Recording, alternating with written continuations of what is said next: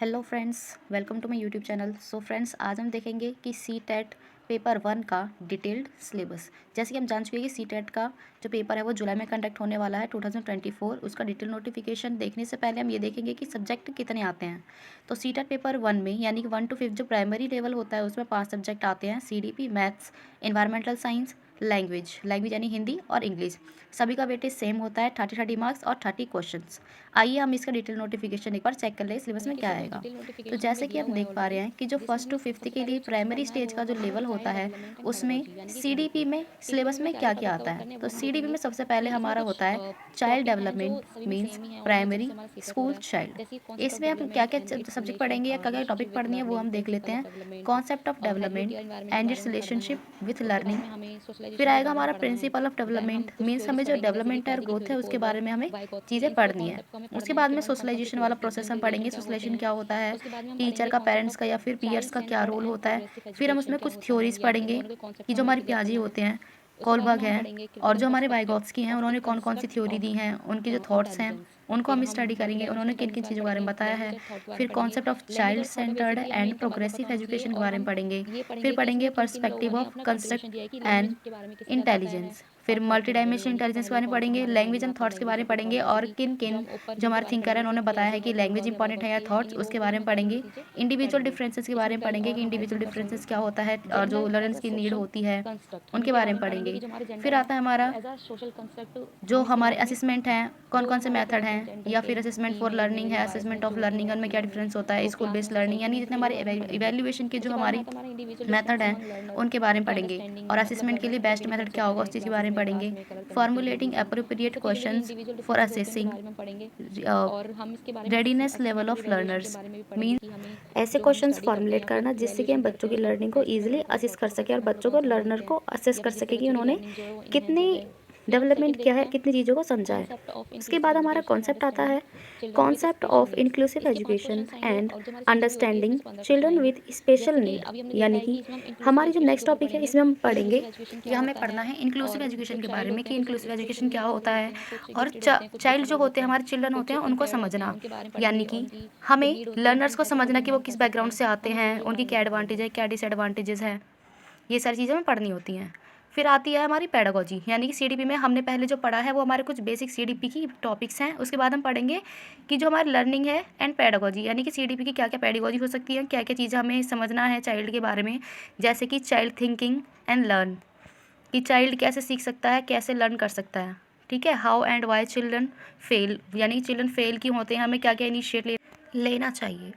और हम क्या देखेंगे कि बेसिक जो हमारे प्रोसेसेस होते हैं टीचिंग एंड लर्निंग के, हमें उस पर ध्यान देना है, उसके बारे में पढ़ना है कि हम क्या क्या स्ट्रैटेजीज़, मेथड ऑफ लर्निंग हम यूज़ कर सकते हैं बच्चों को सिखाने के लिए, क्या क्या हमारी स्ट्रैटेजीज होनी चाहिए जिससे कि बच्चे ईजिली चीज़ों को ग्रैस्प कर सके। उसके बाद पढ़ेंगे हम child as a problem solver, यानी कि हम चाइल्ड में से क्या क्या चीज़ें डेवलप करें जिससे कि वो एक साइंटिफिक इन्वेस्टिगेटर बन सके। उसके बाद हमारा आता है alternative conception of learning in child, यानी कि हम किन किन और तरीक़ों से बच्चों की जो लर्निंग है उसको करा सकते हैं, जैसे कि उनके एरर्स को फाइंड आउट कर सकते हैं। और जो एरर होती है वो बहुत इंपॉर्टेंट रोल करती है एक चाइल्ड के लर्निंग प्रोसेस में। फिर हम पढ़ेंगे कॉग्निशन एंड इमोशन, यानी कि संवेग और संज्ञान जो बच्चों में होते हैं उनके बारे में। मोटिवेशन एंड लर्निंग के बारे में कि बच्चों की मोटिवेशन और लर्निंग की जो मेंटल स्टेट होती है बच्चों में कि हम कैसे मोटिवेट कर सकते हैं कि वो ज़्यादा ज़्यादा चीज़ें लर्न कर सकें। Factor contributing to learning, personal and environment, हम इसके बारे में बच्चों के बारे में पढ़ेंगे। ये हमारा बेसिक जो हो गया, ये हमारा पेडागोजी हो गया।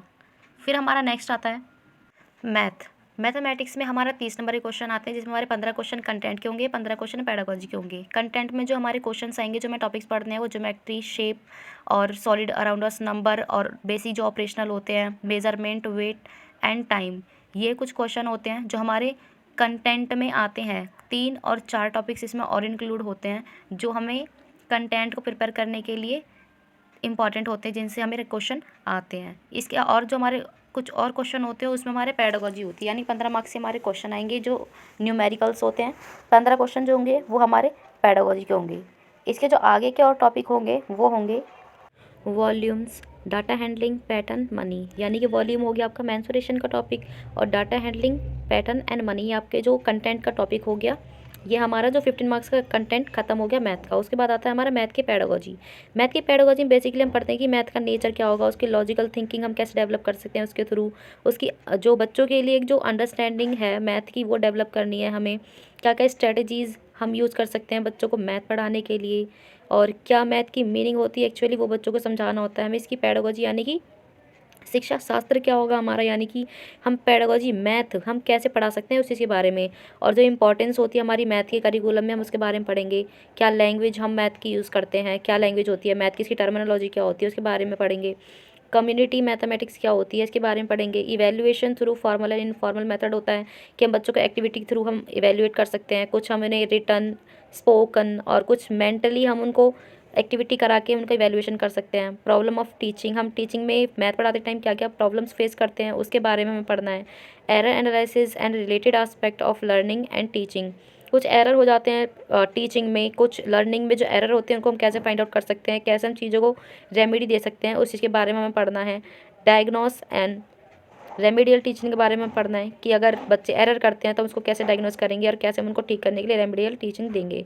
फिर आता है हमारा इन्वायरमेंटल साइंस। इन्वायरमेंटल साइंस में भी सेम चीज़ है, 30 क्वेश्चन आते हैं, 15 क्वेश्चन आपके पेडागोजी के होते हैं, 15 क्वेश्चन आपके कंटेंट के होते हैं जो कि एनसीईआरटी बुक्स से आते हैं 1st to 5th तक के लिए। EVS basically 3rd to 5th तक की होती है, 1st और 2nd में नहीं होती है। तो 3rd 4th and 5th class की बुक से एनसीईआरटी क्या क्या हमारे थीम बेस्ड क्वेश्चन होते हैं, जैसे कि फैमिली एंड फ्रेंड्स जिसमें हमारे रिलेशनशिप आ जाते हैं, वर्क एंड प्ले आता है, एनिमल्स आता है एंड प्लांट्स आ जाते हैं। उसके बाद आता है हमारा food shelter water travel things we make and do. It means कि ये जो 6 थीम है आपकी, family and friends, food shelter water travel things we make and do, इन थीम्स बेस पे हमारे एनसीईआरटी कंटेंट के क्वेश्चन आते हैं जो कि पूरे कम्प्लीटली एनसीईआरटी बुक से ही लिए गए होते हैं, जो 3rd 4th and 5th class की बुक होती हैं। कि वाटर से रिलेटेड क्या क्या टॉपिक हमारे बुक में दिए गए हैं उससे क्वेश्चंस आते हैं। ट्रैवलिंग के लिए, ट्रैवल में हम क्या क्या चीज़ यूज़ करते हैं और किस जगह पर कौन सा ट्रांसपोर्ट यूज़ किया जाता है, इस चीज़ से रिलेटेड क्वेश्चन होते हैं। Things we make and do, इनसे रिलेटेड क्वेश्चंस होते हैं, मतलब फैमिली में हमारा रिलेशनशिप किससे कैसा होता है, वर्क एंड प्ले और हम क्या खेलते हैं, हमारा काम क्या होता है, कितने टाइप्स के वर्क होते हैं, कौन से वर्कर किस टाइप के वर्क करते हैं, हमारी सोसाइटी में आसपास कितने सारे वर्क होते हैं, उस चीज़ से रिलेटेड होता है। फिर आता है हमारे ईवीएस की पेडागोजी। ईवीएस की पेडागोजी में हम क्या पढ़ते हैं कि हम जो ईवीएस है इन्वायरमेंटल साइंस है, हम इसके कॉन्सेप्ट को पढ़ते हैं, समझते हैं। उसके बाद होता है हमारा कि उसकी सिग्निफिकेंस क्या है, उसकी इंपॉर्टेंस क्या है और हम ईवीएस को कैसे इंटीग्रेट करके बच्चों को पढ़ा सकते हैं, या कि हमें कैसे पढ़ाना चाहिए बच्चों को ईवीएस इंटीग्रेट करके जिससे कि वो ईजिली अंडरस्टैंड कर सकें।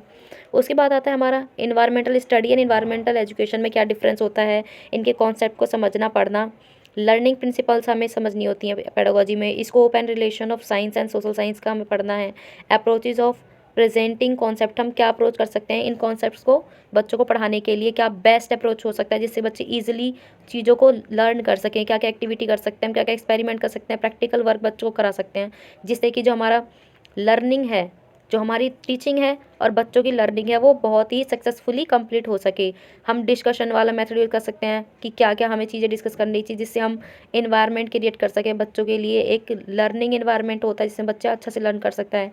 सीसीई का हम इसमें स्टडी करते हैं कि कॉन्टीन्यूस एंड कॉम्प्रिहेंसिव इवैल्यूएशन, जिसमें बच्चों का हम पूरा 360 इवैल्यूएट करते हैं, पूरा ओवरऑल डेवलपमेंट चेक करते हैं।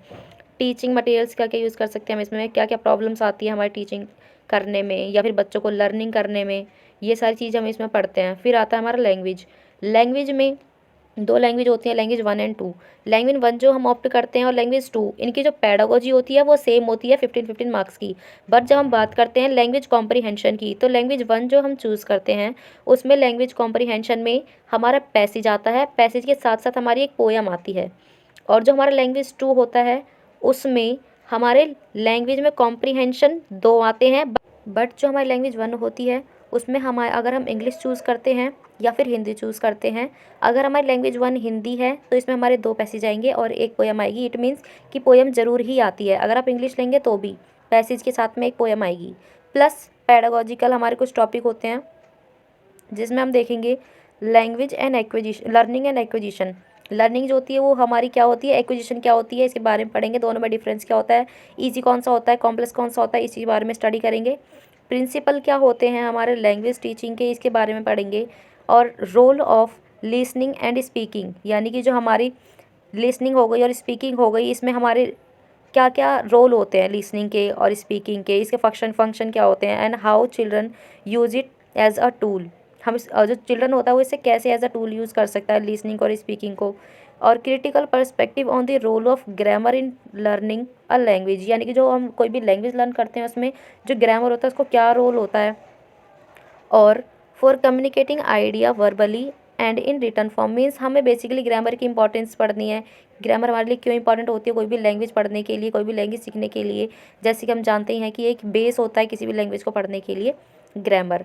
तो ये हमें चीज़ें इसमें पेडागोजिकल टॉपिक हो गई। सेम चीज़ हमारी हिंदी में भी होते हैं, हिंदी और इंग्लिश दोनों की पेडागोजी सेम होती है, बस लैंग्वेज का डिफरेंस होता है। और क्या क्या पेडागोजिकल टॉपिक हो सकते हैं ये देखेंगे। Challenges of teaching language in diverse classroom, यानी क्या क्या चैलेंजेस हो सकते हैं एक डाइवर्स क्लासरूम में जिसमें हमारे सभी तरीके के बच्चे होते हैं, कुछ हमारे स्पेशल नीड वाले होते हैं, कुछ इम्पेयर्ड होते हैं, गिफ्टेड चाइल्ड भी होते हैं। तो उनमें क्या क्या चैलेंजेस हो सकते हैं, डिफ़िकल्टीज़ हो सकती हैं, क्या क्या बच्चों में जो लैंग्वेज डिफ़िकल्टीज़ होती हैं, एरर होते हैं, डिसऑर्डर होते हैं, उनको क्या क्या से ठीक कर सकते हैं। लैंग्वेज स्किल्स पढ़ेंगे, जैसे कि LSRW होता है, listening speaking reading writing. Evaluation language comprehension and proficiency, जो हमारे LSRW उसको हम कैसे इवैल्यूएट कर सकते हैं, कैसे कैसे एक्टिविटीज़ हो सकती हैं जो बच्चों के लिए बहुत ही फेवरेबल हो सकती हैं, अच्छी हो सकती हैं और ईजी हो सकती हैं। टीचिंग लर्निंग मटेरियल हम क्या क्या यूज़ कर सकते हैं बच्चों को लैंग्वेज सिखाने के लिए, जैसे कि हमारे टेक्स्ट बुक मल्टीमीडिया मटेरियल होता है, हमारा multilingual resources of the classroom, क्या क्या चीज़ें हो सकती हैं जिससे बच्चे इजीली चीज़ें लर्न कर सकें, एक इन्वायरमेंट क्रिएट किया जा सके। ये हमारा फर्स्ट लैंग्वेज कंप्लीट हो गया है। सेकंड लैंग्वेज, जैसे भी मैंने आपको बताया कि सेकंड लैंग्वेज में सिर्फ हमारा 2 अनसेन पैसेज आते हैं, इसमें कोई पोएम नहीं आती है। 2 अनसेन पैसेज हमारे पूरे 15 मार्क्स के होते हैं। उसके बाद में हमारा पेडागोजी होता है। पेडागोजी जैसे हमने ऊपर भी समझा है, सेम चीज़ लैंग्वेज 2 में भी होता है। अब जो भी लैंग्वेज ऑप्ट कर रहे हैं लैंग्वेज 2 या 1 में, हिंदी और English, it ups to you कि आप क्या चूज़ करते हो। सेम चीज़ इसमें वही है, learning and acquisition principle of language teaching, role of listening and speaking and all these, मतलब पूरा सिलेबस ही सेम है दोनों लैंग्वेजेस का। बस फर्स्ट लैंग्वेज में एक पोएम आ जाती है, सेकंड लैंग्वेज में हमारे 2 अनसेन पैसेज होते हैं बस। और बाकी जो सिलेबस हमारा ऑलमोस्ट सेम होता है। लैंग्वेज का फ़र्क है कि क्वेश्चन हिंदी में आ जाता है और इंग्लिश में आ जाता है। लैंग्वेज जैसे कि लर्निंग और एक्विजिशन है, ये आपका इंग्लिश का टर्म हो गई तो इसलिए इंग्लिश में आता है। हिंदी में होगा आपका अधिगम, अधिगम हो गया तो इसका मतलब अधिगम भी आपका लर्निंग है। लर्निंग आपकी जो इंग्लिश वर्ड है और जो अधिगम है आपको हिंदी टर्म है। तो दोनों में सेम ही मीनिंग है, बट लैंग्वेज लिखने का तरीका है और कुछ नहीं है। बाकी ऑलमोस्ट सिलेबस सबका सेम ही है। तो ये जो हमारा सिलेबस हमने देखा है ये हमारा CTET का एक डिटेल्ड सिलेबस है जो हमें पढ़ना होगा, समझना होगा CTET का पेपर अच्छे से क्वालिफाई करने के लिए। और हमने बस ये सिलेबस करना है। सिलेबस सिर्फ दिखने में बहुत लंबा चौड़ा है, बहुत ही ज़्यादा वास्ट लग रहा है, बस ऐसा कुछ ही नहीं है। जब हम इसको स्टडी करते हैं, जब हम पढ़ते हैं, जो चीज़ें हम ऑलरेडी अपने DLED में पढ़ चुके होते हैं, ईजिली हमें गो थ्रू करना होता है बस टॉपिक्स के। पेडागोजी हमारे सिर्फ हमारी मेंटल एबिलिटी चेक करने के लिए की जाती है, क्योंकि हम वुड भी टीचर हैं, हम टीचर बनेंगे इन फ्यूचर। सो हमारी जो मेंटल हम कह सकते हैं स्टेट है, या फिर हमारी जो अंडरस्टैंडिंग है वो कितनी अच्छी है बच्चों को लेकर, कि हम किस तरीके से एक बेस्ट में बच्चों को हम एक अच्छा स्टडी मटेरियल, हम कह सकते हैं स्टडी इन्वायरमेंट दे सकते हैं, जिससे कि बच्चे ज़्यादा से ज़्यादा चीज़ें ग्रैप्स कर सकें। सो आज के लिए वीडियो में इतना ही होगा। आपको वीडियो कैसी लगी है कमेंट करके ज़रूर बताएं, और लाइक और शेयर सब्सक्राइब करना ना भूलें। और हम आगे जो नेक्स्ट हमारी क्लासेस आएंगी उसमें हम प्रीवियस ईयर लगाएंगे। प्रीवियस ईयर के सेट के थ्रू आप अपनी जो प्रिपरेशन है उसको आप बहुत अच्छे से मजबूत कर सकते हैं, जिससे कि आप ऐसा ना हो कि हमें ये नहीं सोचना है कि हम एक बार में नहीं तो 2 बार में निकालेंगे। CTET हमें 1 टाइम में क्लियर करना है। ये कोई बहुत ही ज़्यादा हार्ड नहीं होता है CTET निकालना। हम मेहनत करेंगे, हम 1 मंथ में भी क्लियर कर सकते हैं करने के लिए, बस हमें थोड़ी वो पावर चाहिए जिससे हम क्लियर कर सकें। सो CTET पेपर 1 का सिलेबस यही था, और डिटेल सिलेबस आपका यही है, और तैयारी करने में लग जाएंगे सभी, जिससे कि हम जल्दी जल्दी चीज़ें कवर कर सकें और अच्छी अंडरस्टैंडिंग बना सकें। और वीडियो को देखने के लिए आपका धन्यवाद। Thank you so much.